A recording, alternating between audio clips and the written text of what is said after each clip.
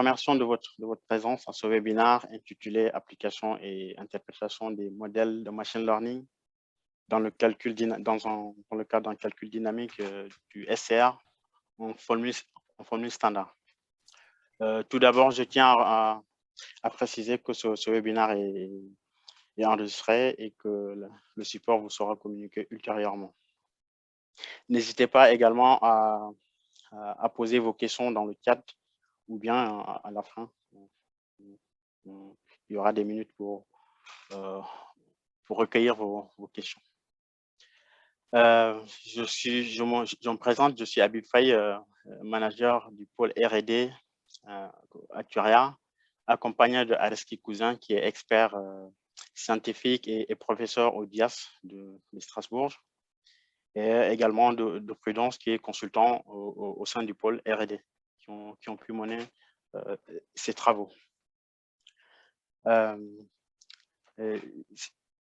Tout d'abord, ce webinaire, tout au long de ce webinaire, nous allons tenter de proposer une approximation au calcul des fonds propres économiques et donc du SCR effectué par les modèles ALM dans le cadre de la formule standard à l'aide de techniques de machine learning. Ensuite, nous essaierons de proposer des techniques d'interprétation de ces métamodèles. Qu'est-ce qui a motivé ces travaux? Nous sommes dans un contexte très mouvementé avec un certain nombre de facteurs économiques, facteurs politiques et réglementaires, tels que la volatilité. Nous passons une période assez volatile, avec aussi la crise Covid que nous vivons depuis 2000. Il y a aussi une forte inflation en ce moment et il y a aussi toujours le risque de remontée de taux assez brusque. Mais également de fortes incertitudes réglementaires et légales. C'est-à-dire le cadre réglementaire et légal bouge constamment. Et donc, cela nécessite pour avoir un pilotage assez réactif et assez dynamique, de pouvoir disposer d'outils permettant d'effectuer des études assez rapidement. Et donc, l'étude s'inscrit dans ce cadre-là. Certains d'entre vous l'ont pu vivre ou bien l'ont pu constater. Le processus de calcul, le processus S2, les clôtures, prennent énormément de temps, c'est assez fastidieux.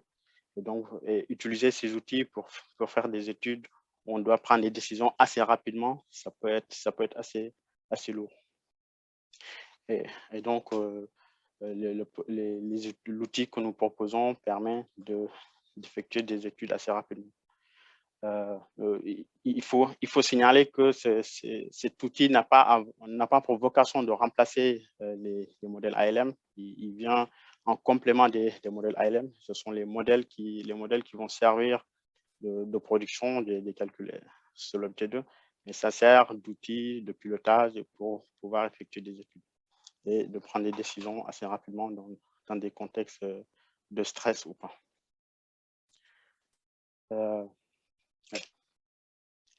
Et donc,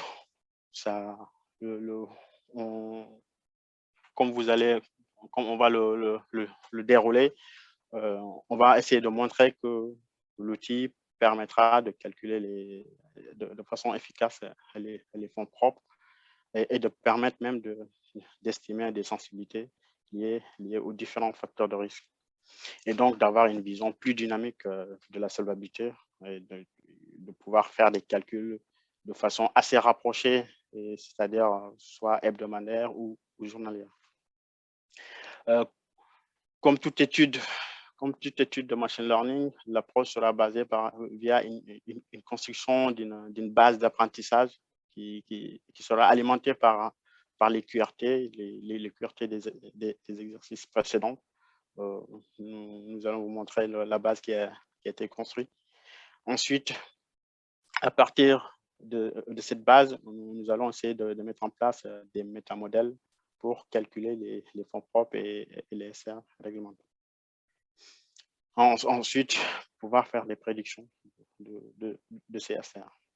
Et enfin, nous allons essayer de proposer des techniques d'interprétation de ces modèles de machine learning via des indices tels que les valeurs de Shapley, l'indice de Sobol. Dans le cadre de notre étude, nous avons pris un portefeuille assez simplifié, assez simpliste. C'est un actif qui est composé d'obligations, d'actions et d'immobilier, un peu de liquidité, qui est un portefeuille assez classique, qui reflète les portefeuilles simplifiés, mais qui peuvent être fournis en termes de classe d'actifs. Ensuite, avec une certaine stratégie d'allocation d'actifs, c'est-à-dire en vendant d'abord, s'il y a une vente à faire, on vend d'abord les actions, ensuite les immobiliers, et puis les immobiliers, qui n'est pas forcément le cas pour tous les assureurs. Et également, nous disposons d'un risque neutre. Et sur le côté passif, c'est également un passif assez simplifié. C'est un modèle point composé de 12 lignes, avec des caractéristiques différentes pour essayer d'avoir une palette plus ou moins large des caractéristiques techniques d'un contrat en euros. Et la projection est faite sous un horizon 50 ans, avec un certain nombre d'hypothèses, telles qu'une PB à 85%, une PPE qui est liquidée au bout de 8 ans. Et la mortalité, pour précision, ce n'est pas une mortalité stochastique. On prend une table réglementaire.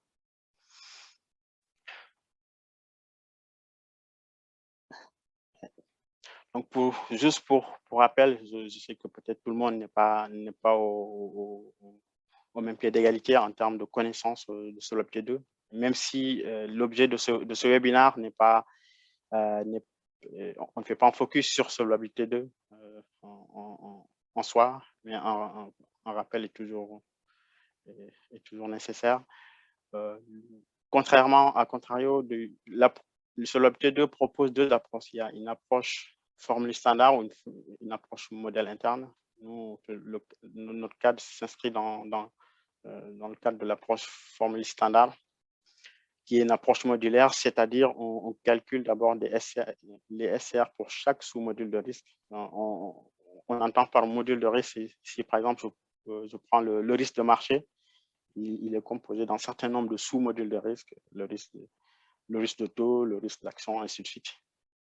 Ensuite, ces sous-modules de risque sont agrégés par une matrice de corrélation pour donner le SR de marché.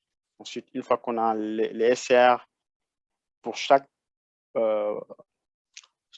module de risque, ces SR sont agrégés également via une matrice de corrélation qui donne ce qu'on appelle le BSR. Et ensuite, on déduit le SR en ajoutant le risque opérationnel et l'ajustement au risque lié à la mutualisation.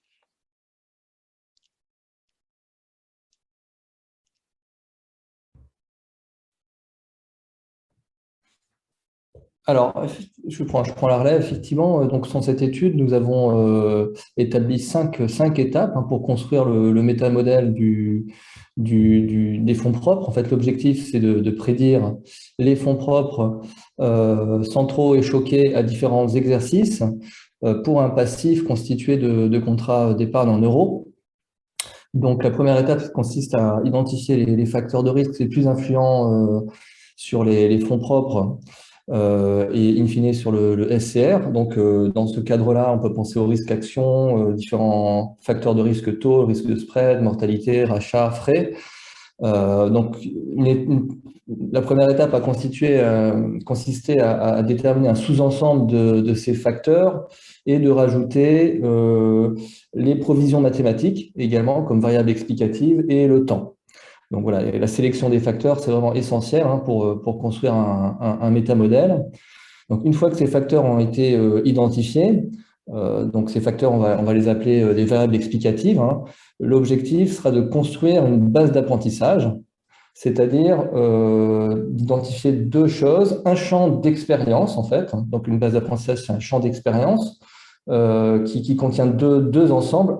Un ensemble de points représentant différentes configurations des variables d'entrée qu'on a présélectionnées et un ensemble de valeurs de sortie pour ces différentes variables. D'accord? Donc, à chaque point du champ d'expérience, on va, grâce à notre modèle ALM, calculer les fonds propres dans un scénario central, les fonds propres choqués et le SCR, d'accord, qu'on calcule en formule standard à partir des fonds propres centrales et choqués pour les différents facteurs retenus.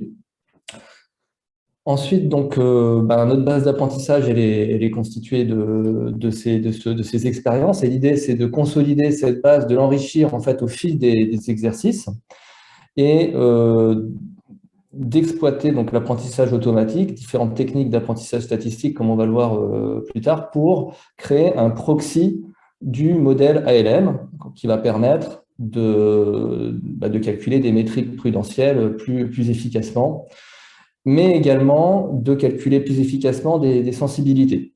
L'idée, c'est aussi d'identifier les facteurs les plus influents sur les fonds propres et le SCR. Et enfin, donc pour faire ça, on a utilisé des méthodes d'interprétabilité des différents algorithmes de machine learning.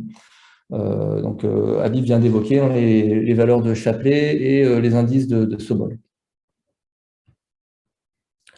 Alors, pour illustrer en fait la manière dont on a construit la base d'apprentissage, on va se placer dans un cadre simplifié où on n'a que deux facteurs, donc un facteur action et un facteur taux de maturité 1 an. On dispose d'un GSE monde réel et d'un outil ALM qui va nous permettre de projeter, donc pour chaque niveau de facteur dans notre GSE à chaque date, de projeter les flux futurs, calculer les BE et les fonds propres associés à chaque niveau de facteur. Et comme ça, on va constituer notre base d'apprentissage. Donc d'abord, quand on a juste deux facteurs, là, un facteur action et un facteur taux. Donc l'idée, c'est d'avoir un ensemble de variables qui puissent être comparables. Là, typiquement, donc les facteurs qui sont retenus ici, on voit qu'ils ont des dimensions différentes. Donc les actions en euros, le taux, c'est un pourcentage et des amplitudes différentes. Donc c'est très important pour appliquer des algorithmes de machine learning de renormaliser un petit peu les variables. Donc c'est cette étape-là qui consiste à transformer les variables d'entrée initiales, donc le niveau des facteurs, dans un univers qui rend les variables comparables. D'accord ? Donc on va les transformer et ce qu'on a considéré, donc c'est d'une part les variations relatives. Donc là vous avez 3 périodes avec le niveau des facteurs. On va calculer les variations relatives sur chaque période. Et à partir de ces relations, de ces variations relatives, on va calculer un coefficient d'ajustement qui représente en fait l'évolution cumulée des variables jusqu'à une certaine date t, donc entre la date initiale et la date t.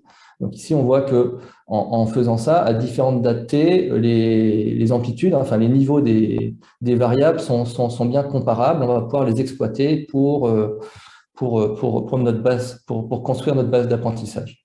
Alors, ce qui est intéressant, c'est que les exercices précédents des calculs de fonds propres et de SCR nous permettent de faire varier en fait les facteurs action et taux dans le cadre des chocs de la formule standard.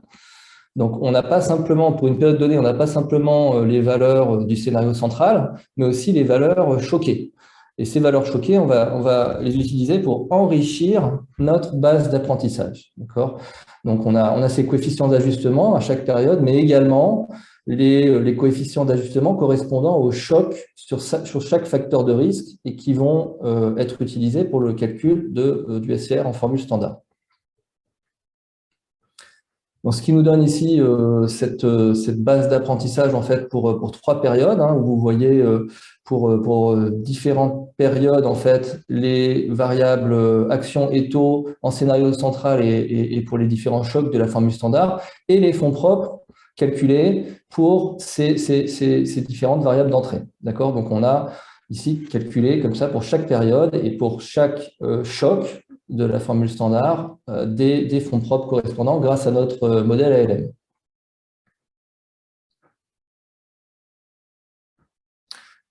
Alors, pour notre étude, évidemment, on s'est placé dans un cadre un petit peu plus réaliste, mais tout de même simplifié, hein. On a considéré 50 périodes hebdomadaires qu'on a découpées en fait en deux sous-périodes. Les 40 premières périodes sont utilisées pour construire la base d'apprentissage, hein, qui va servir comme étape initiale pour la construction des métamodèles. Et les 10 périodes suivantes sont utilisées comme base test.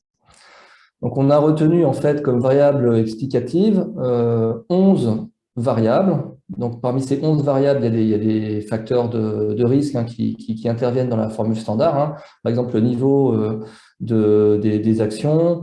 On a 5 facteurs de taux que je vais préciser juste après. Un facteur de risque mortalité, rachat, les frais, le niveau de la provision mathématique et le temps, effectivement, qui est aussi un facteur à prendre en compte, hein, puisque ici, on va essayer de prédire en fait les fonds propres sur des exercices futurs. Donc, le temps a son importance. Donc, ce qui nous fait en fait en tout 400 observations de fonds propres, centraux et choqués, pour toutes ces périodes, et 50 observations de SCR, puisqu'il y a un SCR par période. Alors, pour ce qui est du risque de taux, en fait, on a considéré 5 facteurs qui sont en fait des facteurs représentatifs de l'évolution des taux d'intérêt sur des plages de maturité données. Donc, le taux 1, en fait, représente l'évolution des taux pour les maturités indices, le taux 2, 11, 20, etc., le taux 5, 41, 50. Donc, on a fait des études approfondies sur la sélection des variables explicatives et on a considéré que le découpage des taux par segment de maturité étaient plus pertinents que en fait, les facteurs qui étaient initialement présents dans notre GSE, c'est-à-dire le niveau de la courbe, la quantification, la convexité. Ces segmentations par maturité en fait, donnent un pouvoir explicatif supérieur par rapport aux facteurs qui étaient initialement présents dans notre GSE. Donc, on les a retenus comme ça.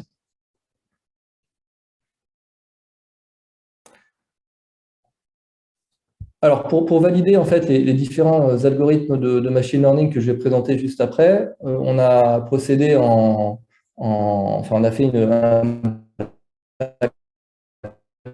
une espèce de backtest en fait, avec une base d'apprentissage qui est dynamique. En fait, l'étape 1 va consister à construire en fait le métamodèle grâce à la base d'apprentissage construite sur les 40 premières périodes. Donc, on va utiliser le niveau des variables explicatives, les fonds propres, pour construire notre métamodèle sur les 40 premières variables. On va comparer en fait la prédiction du métamodèle pour la 41e période avec l'observation donnée par notre modèle ALM. Donc, ce qui va nous permettre de comparer, et ainsi de suite. On va rajouter la 41e période dans la base d'apprentissage pour prédire la 42e, etc., etc. Donc, on fait une espèce de validation dynamique ou un backtest pour valider nos différentes approches de métamodeling. Alors, les algorithmes qu'on a retenus dans cette étude sont les suivants. Donc, on a considéré donc la régression polynomiale, la régression Ridge, les forêts aléatoires, le XGBoost et le krigeage ou régression par processus gaussien. Et nous avons comparé la performance de ces différents algorithmes sur la base de métriques classiques, hein, donc le root mean square error et une métrique relative, le mean relative error, où là, dans ces formules, YI chapeau représente donc l'estimation faite par le métamodèle et YI l'observation obtenue du modèle ALM. Donc, on va comparer la prédiction du métamodèle avec l'observation du modèle ALM. Et YI, en fait, peut être deux choses différentes, soit les fonds propres centraux et choqués, qui servent au calcul du SCR formule standard, soit le SCR. Donc, ce qui va nous donner 4 métriques, en fait, pour comparer ces différentes approches. Donc, je passe la parole à Prudence.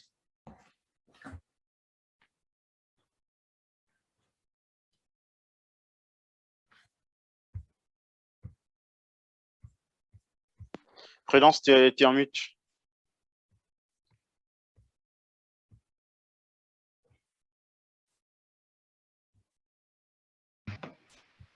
Désolé.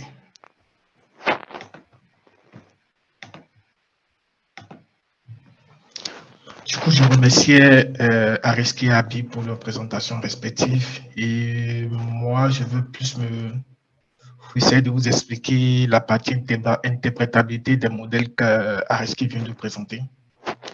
Du coup, on a plusieurs approches qui permettent d'expliquer tout ce qui est modèle de machine learning qu'on considère entre autres comme des boîtes noires.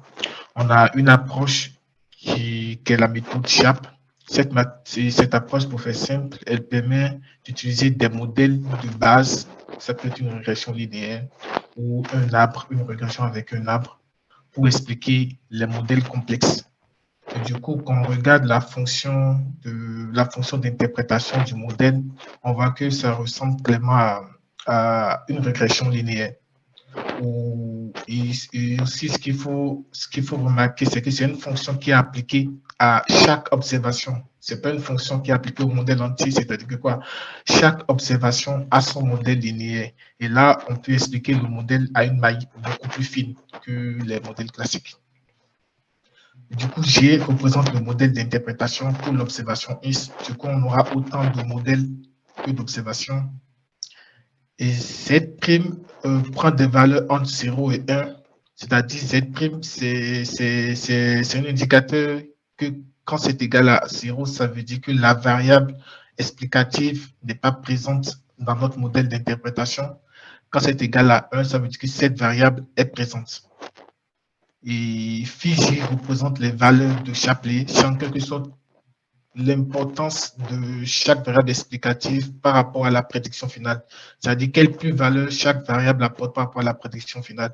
On remarque que c'est vraiment un modèle additif où on ajoute l'importance de chaque variable pour avoir notre prédiction finale. C'est en quelque sorte ça. Et grand M n'est pas que le nombre de variables explicatives qu'on a.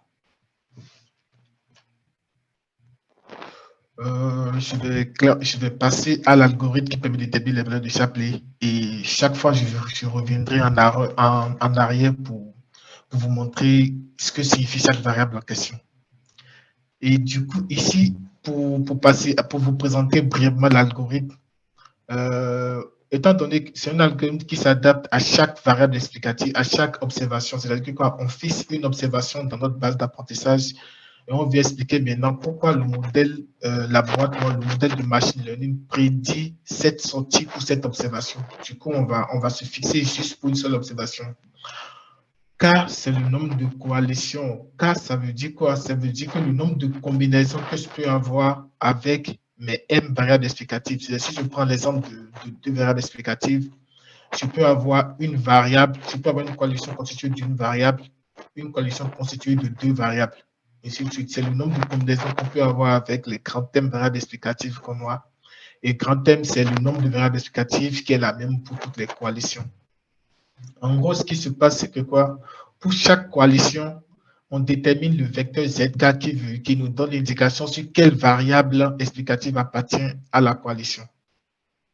Et du coup, quand ZK prend la valeur 1, on retient pour cette observation, la valeur de la variable explicative J, parce que J, c'est juste la Jème variable de l'observation ici. Du coup, quand ZK est égal à 1, quand ZK est égal à 1 pour un J donné, pour une variable explicative donnée, on prend la valeur de cette variable dans notre base d'études. Et quand Z est égal à 0, on simule une réalisation de la variable explicative. C'est ce qu'on met ici. C'est ce qu'on définit ici au niveau de la fonction h de x, que si z' est égal à 1, on prend la vraie valeur de la base. Sinon, c'est un random de UJ qui veut dire on simule une réalisation de la variable aléatoire UJ. Et une fois qu'on fait ça pour chaque coalition, on calcule le poids πk qu'a cette coalition.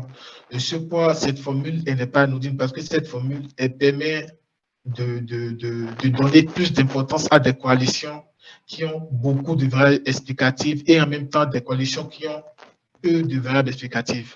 Du coup, les coalitions qui ont un nombre moyen de variables explicatives ne sont pas vraiment favorisées parce que l'intuition qui est derrière est qu'on veut connaître l'importance des variables explicatives prises isolément et aussi leur effet commun quand ces dernières sont prises ensemble. C'est vraiment le sens qu'a le poids calculé comme ça. Et du coup, une fois qu'on calcule le poids pour les coalitions, on essaie de retourner Fiji en minimisant sur toutes les coalitions. La prédiction F, c'est la fonction du modèle complexe que nous voulons expliquer. On essaie de déterminer les Fiji pour chaque configuration qui permet de réduire l'écart entre le F et notre G, qui est notre fonction qu'on a décrit à ce niveau. Et du coup, en respectant cet algorithme, on a tous les Fiji, on a les valeurs de Shapley qui permettent facilement d'expliquer la prédiction avec le modèle additif qui est là. Et du coup, on a proposé encore une autre approche d'interprétabilité pour la régression par processus gaussien, parce que c'est un modèle qui n'est pas vraiment spécifique, qui n'est pas vraiment comme les modèles classiques de machine learning. Et si vous êtes vraiment intéressé par ce modèle, on a déjà fait des travaux là-dessus qui expliquent vraiment son fonctionnement et à la fin, nous pouvons vous orienter vers cet article. Et du coup, il y a quand même pas mal d'études qui ont été faites sur ce modèle et du coup, on s'est inspiré de ces études. Et en gros, si on prend une fonction f qui est de carré intégral, par exemple, on peut la décomposer de la manière qui est présentée sur la slide, c'est-à-dire quoi? On peut la décomposer de cette manière où P c'est juste, en gros, si je prends la dernière formule, P, c'est juste un ensemble une collection de sous-ensembles des variables explicatives et U, c'est un sous-ensemble de cette collection. Ça veut dire quoi? C'est juste la somme des sous-ensembles appartenant à cette collection de ZU, XU, où ZI et X, les formules de ZI sont données en bas. C'est que des espérances conditionnelles qui sont calculées. Du coup, si on prend une variable aléatoire z de carré intégral, c'est quoi que sa variance est finie. Et du coup, si la variance est finie, on peut lui appliquer exactement la même formule, mais avec du qui représente, avec du qui a la formule qui est inscrite sur la slide. Et du coup, les indices de Sobol sont donnés par la relation SU égale à DU sur D, où DU, c'est la variance, c'est en quelque sorte la variance expliquée par l'ensemble U. Et du coup, si vous remarquez la fonction DU, on calcule une variance, connaissant cette variable aléatoire, connaissant cet ensemble de variables aléatoires, et après, on déduit un sous-ensemble de U, c'est-à-dire ce qui nous intéresse, c'est vraiment connaître l'effet qu'apporte U. Du coup, on déduit de la première variance toutes les sous-parties, toutes les variances des sous-parties de U pour juste avoir l'effet qu'apporte U sur notre prédiction. Et du coup, SU, pour pouvoir l'interpréter, c'est juste la part de variance apportée par U et qui est non expliquée par les sous-parties de U. C'est en quelque sorte comme ça on peut interpréter U.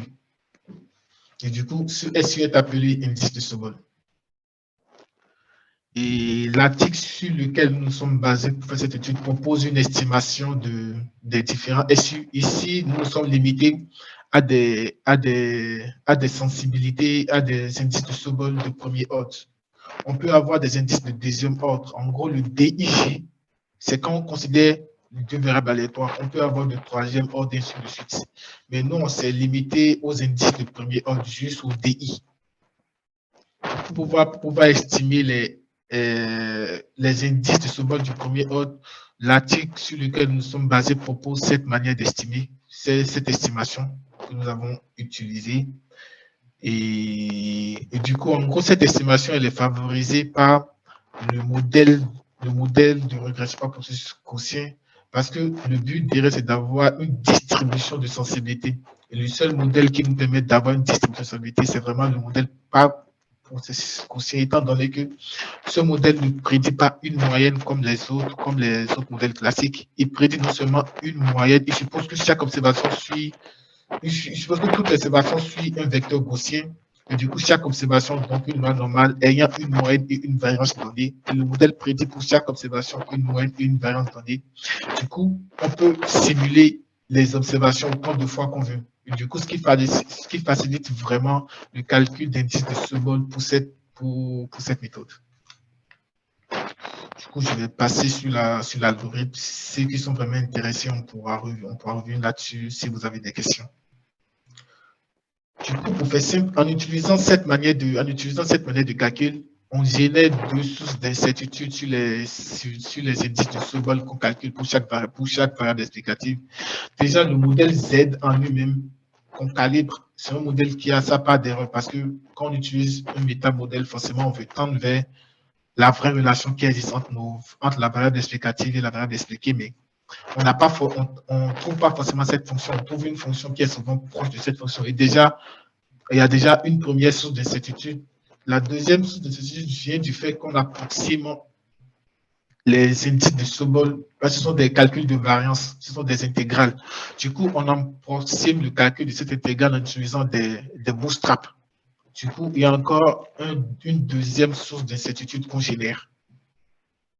Du coup, on a ces deux sources où le sigma Z représente l'erreur intrinsèque au modèle, parce que le modèle tend vers la vraie fonction, mais ne la trouve pas forcément.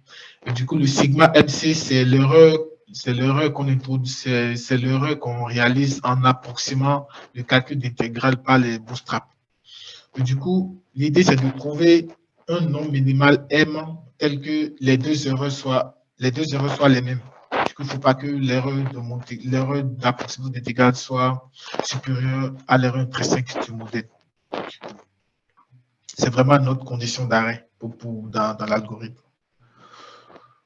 Du coup, là, on va essayer de proposer des approches d'intégralité avec des considérations mettées sur les différents modèles qu'on a utilisés. Au niveau de la régression polynomiale, ça, c'est vraiment un modèle classique que tout le monde connaît son fonctionnement et tout. On voit que sur les fonds propres, on fait une erreur moyenne de 0,61%. Et sur le SCR, on fait une erreur de 2,48%. Il arrive à bien prédire les fonds propres, mais dans le calcul du SCR, la prédiction n'est pas vraiment, elle n'est pas top. Et on a présenté les graphes pour vraiment voir à une manière plus fine comment l'ajustement il est fait entre les valeurs prédites et les valeurs réalisées. À gauche, c'est vraiment l'ajustement entre les fonds propres donnés par notre modèle ALM qui sont en rouge et les fonds propres prédits par le modèle qui sont en bleu du coup. Et juste en bas, c'est la même chose pour le SCR. On a moins d'observations pour le SCR parce que quand on agrège les fonds propres centraux, un fonds propre central et plusieurs choqués donnent un SCR. Du coup, c'est normal que le nombre d'observations se réduise au niveau du SCR. Et à droite, on a une maille plus fine, l'évolution des erreurs sur chaque observation. Du coup, on voit que la majorité des erreurs, elle est en dessous de 2%, ce qui est vraiment logique ce qui est en accord avec les 2,48%. Non, au niveau des fonds propres, on a une majorité d'erreurs qui sont en dessous de 1%, ce qui est logique avec les 1% qu'on estime. Et au niveau du SCR, c'est quand même beaucoup plus dispersé. Du coup, là, on est vraiment, avec le graphe, on est en accord avec les 2,40%. Du coup, au niveau de la régression riche, la remarque est pareille, sauf que cette régression fait plus d'erreurs sur le fonds propre et sur le SCR comparé à la régression polynomiale. Du coup, on n'a pas vraiment proposé des approches d'interprétation de ces deux parce que ce sont vraiment des modèles assez classiques.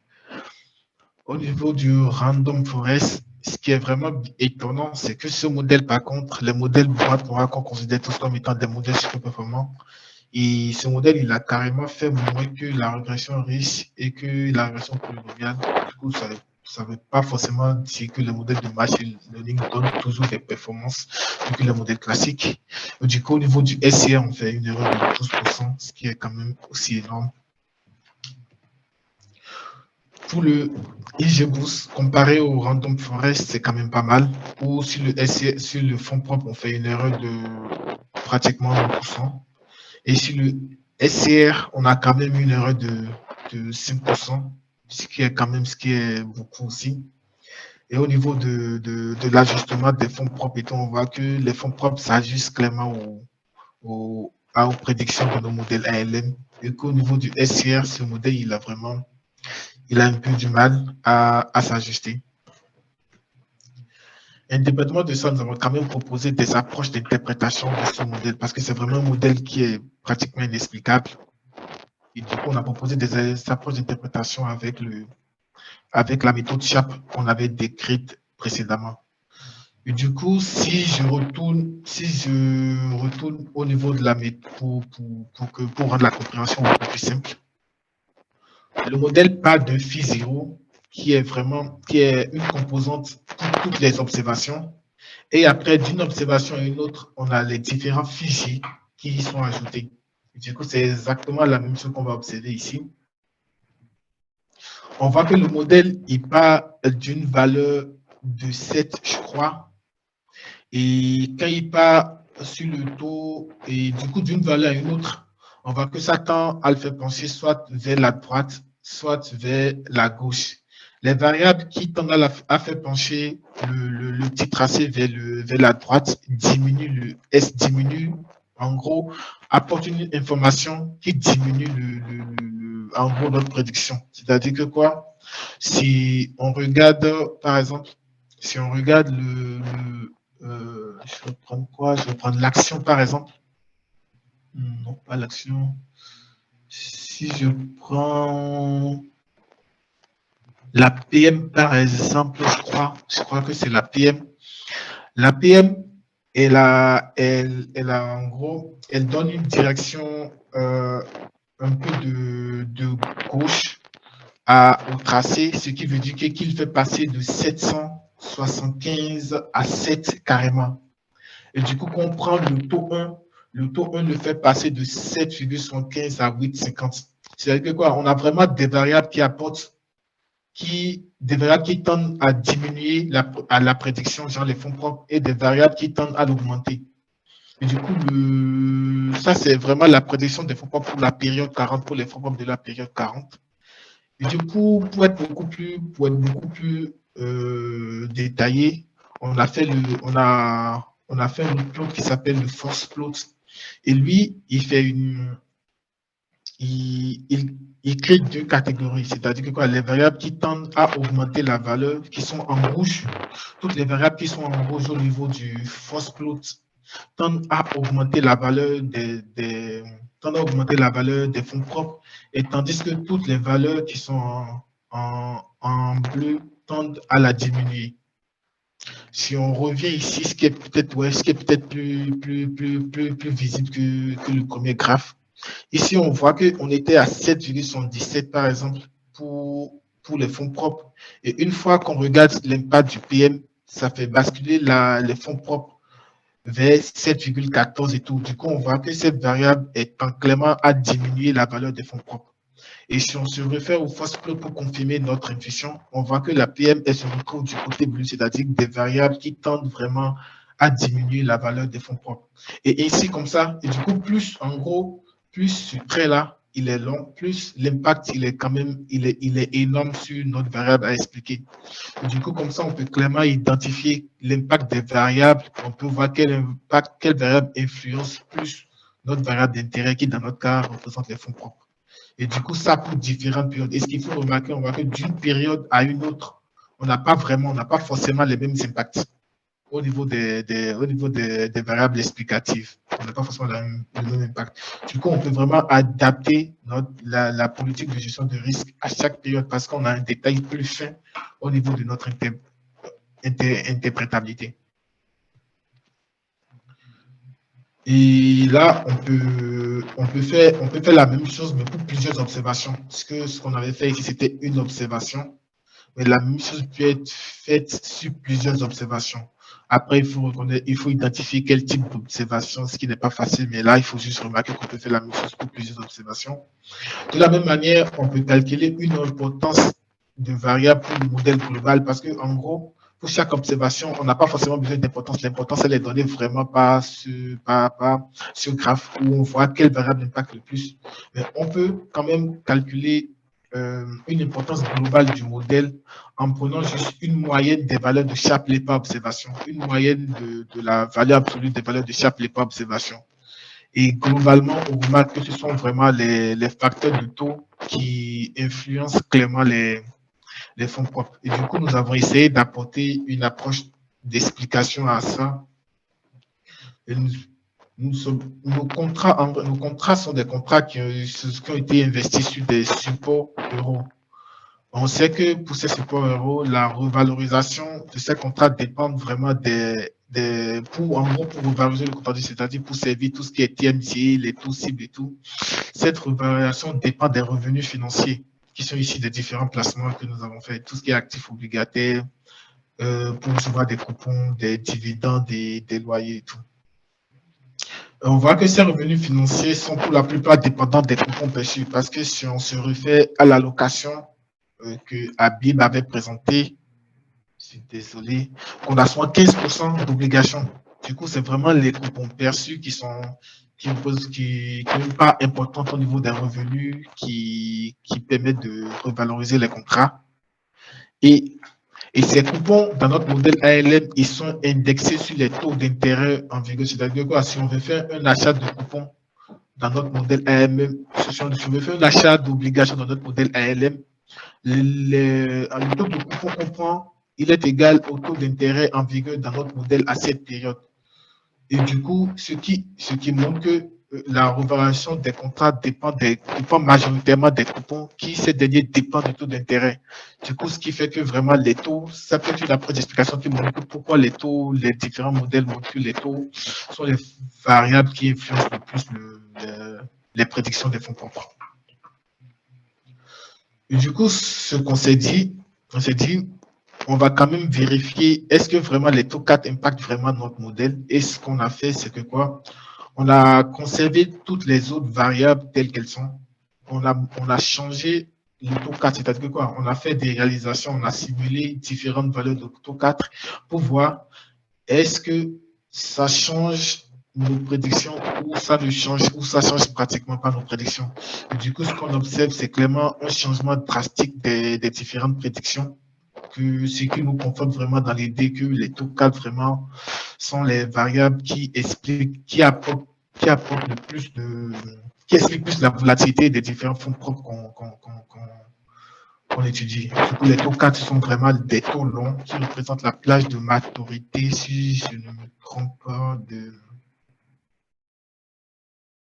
31 à 40 ans. Du coup, c'est clairement les taux longs qui apportent plus d'incertitude dans la prédiction de nos fonds propres. Du coup, au niveau du modèle de la régression par processus gaussien, là, par contre, on a vraiment au niveau des métriques qu'on a choisies, on a quand même des valeurs qui sont top parce que au niveau des fonds propres, on a une erreur en moyenne de 0,38%. Au niveau du SCR, on fait pratiquement 1%. Et au niveau quand on regarde le graphe, on voit clairement que l'ajustement, il est exact, qui s'ajuste bien aux différentes prédictions du modèle ALM.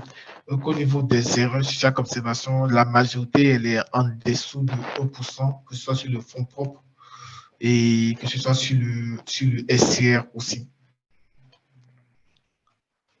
Et du coup, là, on a estimé, grâce à notre algorithme qu'on a mis en place pour les indices de Sobol, on a déterminé les valeurs moyennes et la distribution des indices. Et on voit que au niveau d'ici, que c'est vraiment toujours, là, c'est plus, ce modèle nous dit que c'est le taux 5 qui est toujours un taux long, qui apporte plus qui a un indice de Sobol qui est vraiment plus élevé. C'est-à-dire que c'est lui qui explique vraiment toute la variabilité. C'est pratiquement les variables de taux qui s'enchaînent. Voilà, les 5 qui s'enchaînent. Ce sont ces variables de taux qui expliquent vraiment toute la volatilité de nos fonds propres. Du coup, quand on prend une moyenne de cette distribution, on retrouve le taux avec un indice de Sobol qui est le plus grand, ainsi de suite jusqu'au taux 1. Et après, on a les autres qui sont pratiquement insignifiants par rapport au taux.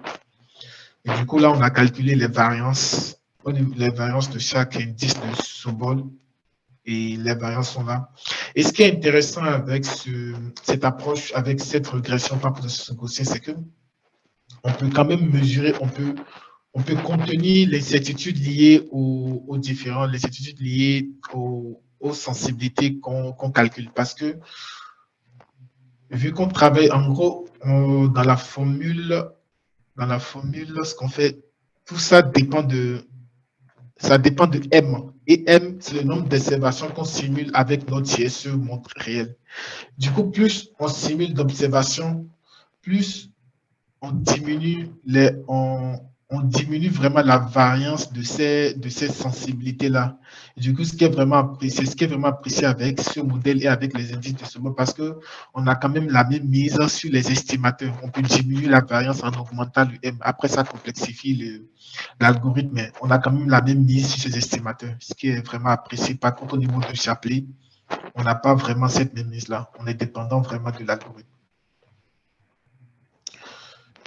Et là, si on fait un récapitulatif du modèle par ordre de performance croissante par rapport aux métriques qu'on a choisies, on voit que c'est le grillage, c'est la régression par processus gaussien qui vient en première position.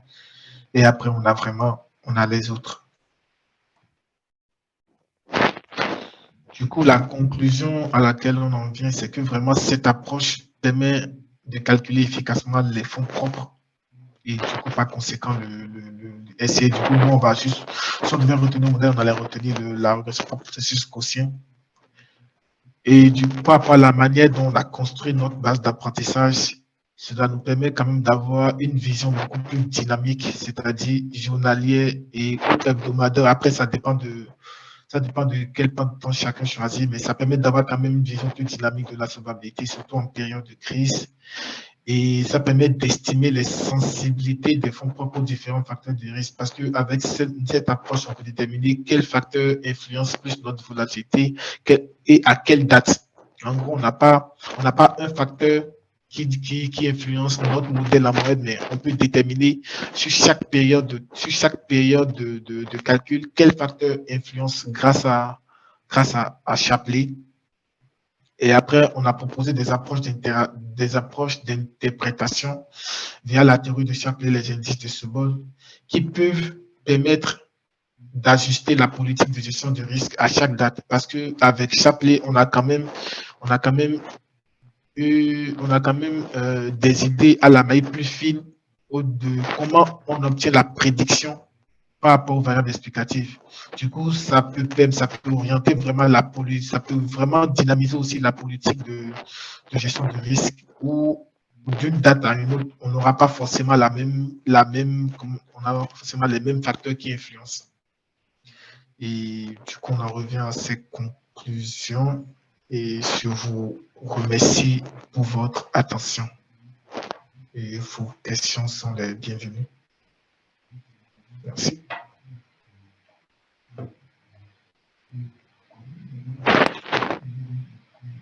Je ne sais pas si Abidi et Ariski, ils ont peut-être des choses à ajouter.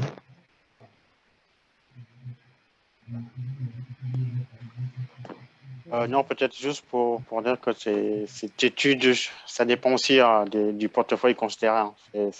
Les conclusions, c'est à prendre avec les pincettes, dans le sens où ça dépend. Le portefeuille est assez simplifié et c'est quand même un élément important dans le cadre.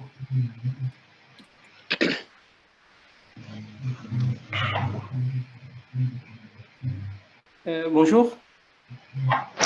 Bonjour. Je suis Adil Gérard, je suis de Crédit Agricole Assurance. Il y a le sujet qui m'intéresse. J'ai quelques questions si cela ne vous embête pas. Okay. Pas de souci. Avec plaisir. Oui, très bien. Allez-y. Oui. Première question, c'est par rapport à ces méthodes de machine learning et l'aspect aléatoire, parfois en fonction de l'algorithme qui contiennent. Est-ce qu'on arrive à reproduire les résultats ou bien stabiliser au moins la variance des sorties? Est-ce qu'il y a cette problématique qui se pose déjà? Après, déjà, si je peux apporter une explication à votre question, après, Abib et Ars qui peuvent peuvent compléter. C'est en gros vraiment au niveau des modèles de boîte noire, au niveau des modèles de machine learning, ce qui vraiment fait peur, c'est vraiment comment on obtient la prédiction. C'est qu'est-ce qui est fait dedans, parce que c'est vraiment une boîte noire où les gens, ils arrivent vraiment pas à expliquer ce qui est fait dedans. Mais par contre, tout ce qu'on sait, c'est qu'ils donnent de bonnes performances. Mais qu'est-ce qui est fait là-dedans, personne ne sait. Et du Mais coup, le but, est-ce oui. que si on exécute 2 fois, on arrive déjà au même résultat ou pas? Ou il y a une variabilité? Après, ça dépend de comment le modèle il est conçu. Ça dépend de. Mais Par souvent, exemple, on arrive sous. Oui, oui, oui. par exemple, sur les arbres aléatoires, j'imagine que dans le procès, dans l'estimation, il y a, bon, voilà, il y a l'aspect aléatoire et du coup, le résultat ne sera pas les mêmes si on exécute 2 fois l'algorithme, non? Si je me trompe. Je suis d'accord, ça dépend. Oui, il y a vraiment des pas dans les arbres aléatoires. Il y a vraiment des pas dans les forêts aléatoires. Il y a une part aléatoire où sur chaque séquencement des arbres, on sélectionne les différentes variables à considérer avec une part d'aléa. Mais j'ai remarqué que quand on fait ça plusieurs fois, quand on relance le même modèle, la variance elle est très très faible. On a souvent D'accord, pratiquement les mêmes résultats, même si elles sont un peu différenciées, mais d'accord, on a souvent les mêmes résultats. d'accord. Souvent les mêmes Euh, résultats. Je ouais. ne sais. Oui, oui. Et juste une question, si je comprends bien, donc le SR, elle est approchée directement. Il n'y a pas une approximation par module de risque, par module de SR.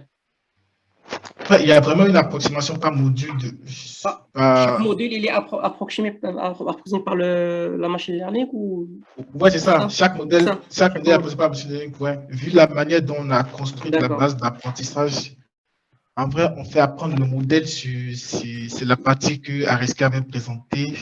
C'est cette partie. Ou pour avoir dans la base d'apprentissage, on peut avoir les fonds propres centraux qui sont construits avec les évolutions naturelles des d'accord. facteurs de risque. Ouais. Et on voit que quand on passe au fonds propre choqué action, on applique les 39% d'action, les 39% de choc que la formule standard Oui, a donné. Et du coup, on passe à 161 et le taux, on n'y touche pas. Ça permet au modèle de prendre en compte cet aspect. Et quand on passe au taux baisse, on applique le choc de 1% à la baisse et 1% à la hausse. Du coup, on fait hmm, vraiment apprendre au modèle tous les types de scénarios pour qu'ils hmm, puissent être efficaces dans la prédiction. d'accord. Et j'ai pas compris si ça vous dérange pas le regroupement par classe, par maturité des taux, au lieu d'utiliser par exemple la pontification ou la convexité ou la moyenne. Du coup, Ouais. quelle valeur on affecte sur les maturités indisantes? En gros, dans notre approche, on a deux étapes. Il y a une première étape où, avec notre CSE, on construit les différentes évolutions pour différentes dates de notre facteur taux, où on reconstruit toutes les maturités de 1 à 10 ans. Et ce qu'on s'était dit, une fois quand on prend ces différents niveaux qui résument le calcul de la courbe des taux pour toutes les maturités, quand on les utilisait dans notre modèle d'apprentissage, on avait des résultats qui n'étaient pas du tout satisfaisants. C'est-à-dire, on avait des résultats qui n'étaient pas du tout bons. Notre modèle, il ne prédisait pas forcément bien sur les fonds propres que notre modèle ALM nous donnait. Et du coup, on a fait pas mal de recherches pour savoir comment on peut considérer les taux pour pouvoir avoir un modèle qui explique bien notre modèle. On est tombé sur un article qui propose ce découpage des taux. Mais pour chaque découpage, en gros, pour une plage, si on prend la première plage du tout, on fait un ACP sur la première plage.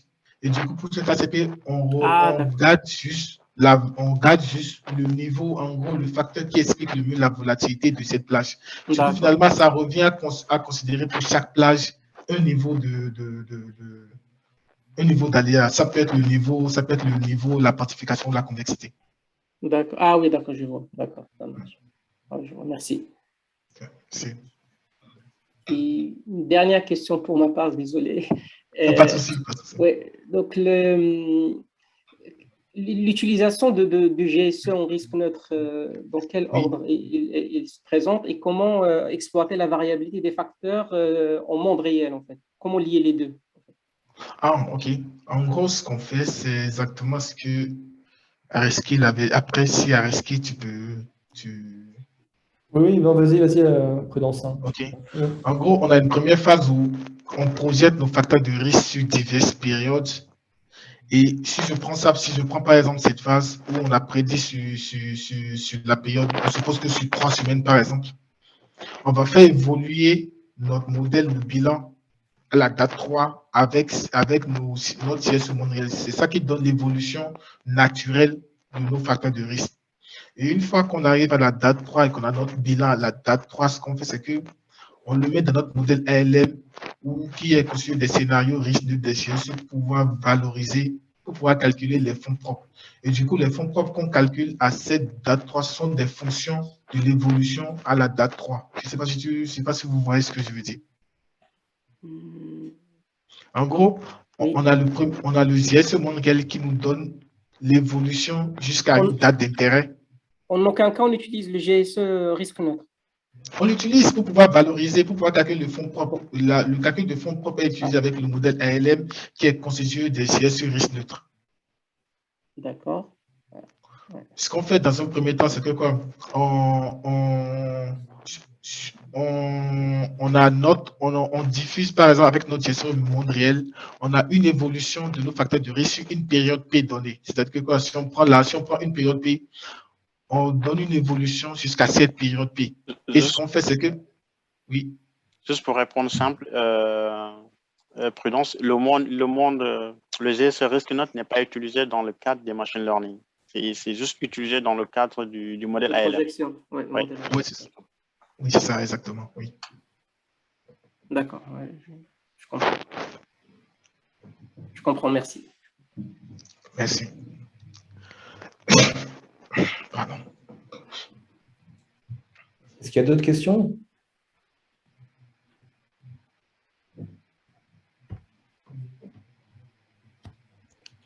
Il me semble qu'on a une question dans le chat. 2 questions.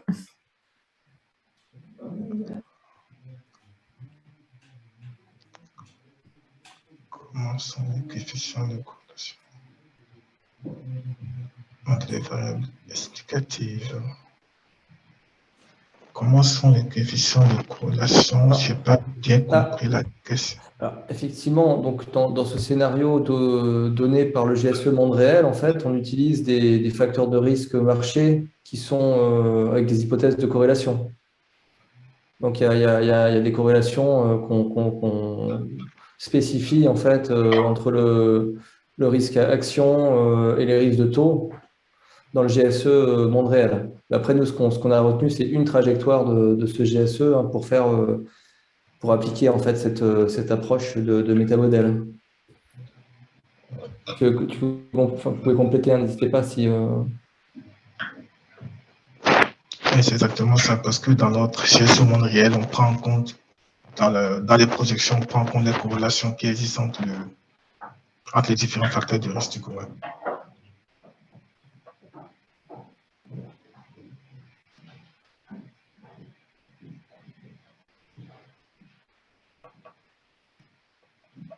Et après, comment vous interprétez l'erreur apportée par le choix d'une méthode à une autre?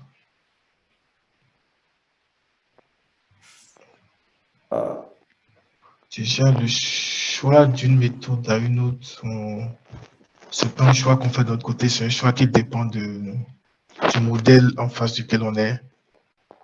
Quand on était en face des modèles classiques de machine learning, on a utilisé les valeurs de Shapley parce que c'est ce qu'on trouvait le plus adéquat pour pouvoir expliquer ces modèles parce qu'ils permettent de l'expliquer avec des modèles plus simples. Et quand on est dans le cadre de la hypothèse de Gaussier, qui est notre modèle particulier, on a utilisé l'approche des indices de Sobol qui permet vraiment d'apporter, qui permet d'expliquer efficacement ce modèle parce que par rapport à ses propriétés. Et du coup, le choix de la méthode, il est fait comme ça. Et du coup, mais comment vous interprétez l'erreur apportée? Je sais pas si Reski, vous avez compris, mais...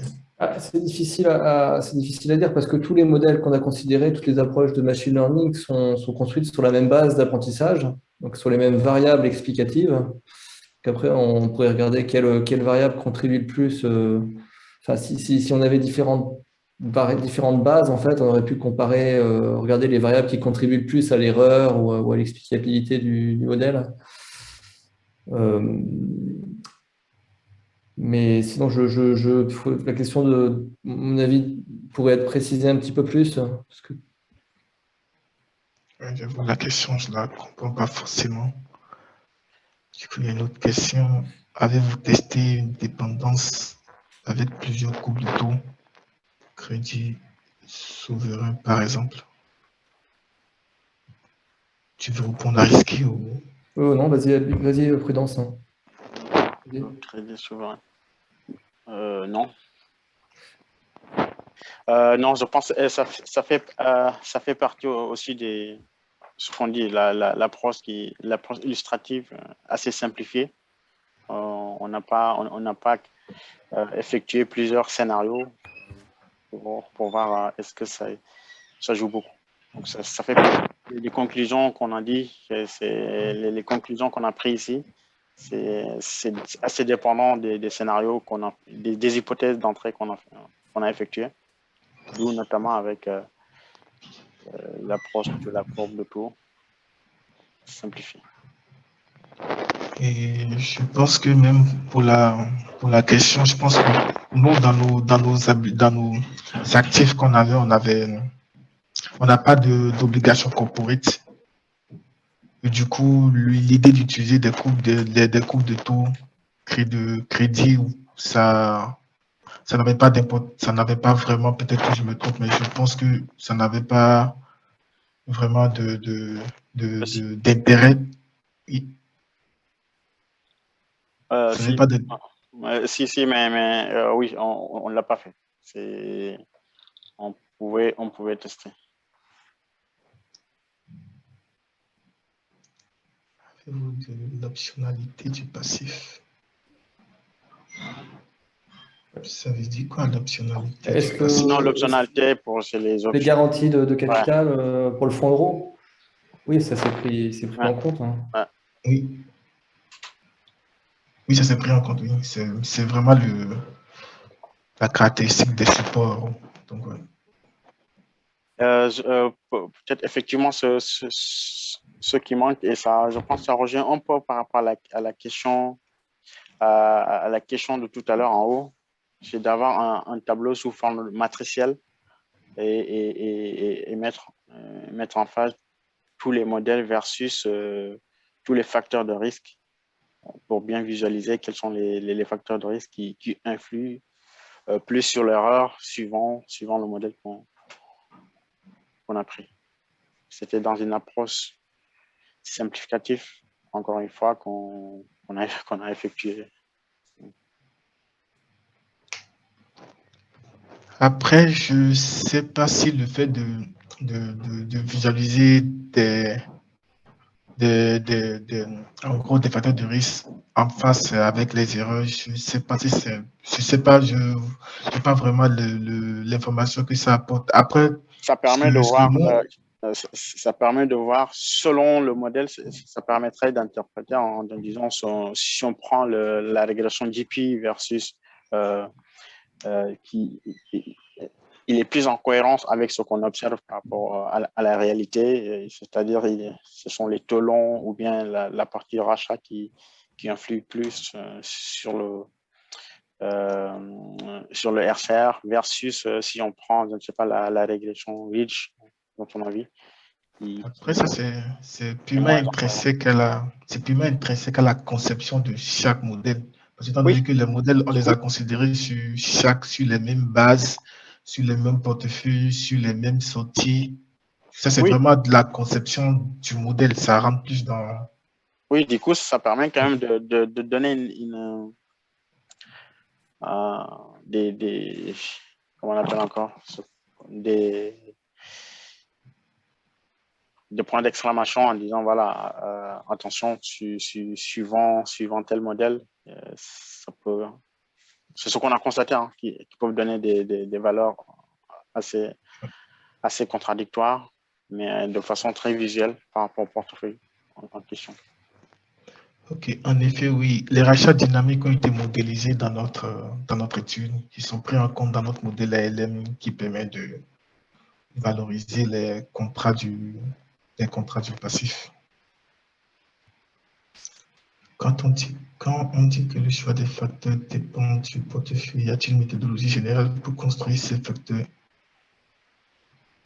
Ah, c'est une bonne question. Effectivement, effectivement le passif, l'actif dépend d'un certain nombre de facteurs. Pour la projection, on a un certain nombre de facteurs dans notre modèle ALM.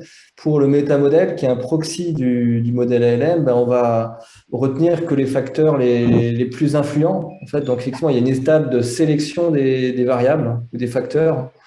Et cette étape, effectivement, elle n'a pas été complètement présentée dans cette étude, mais effectivement, il a fallu sélectionner les facteurs un petit peu avec les taux. On s'est rendu compte qu'en segmentant les taux par classe de maturité, on avait des meilleurs résultats de prédiction.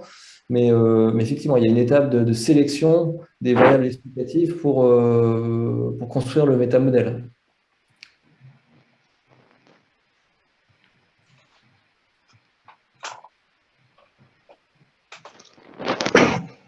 Je pense qu'on peut peut-être clôturer le webinaire. Merci à tous pour votre participation. Ces échanges très, très enrichissants. Et puis, on vous souhaite une bonne soirée.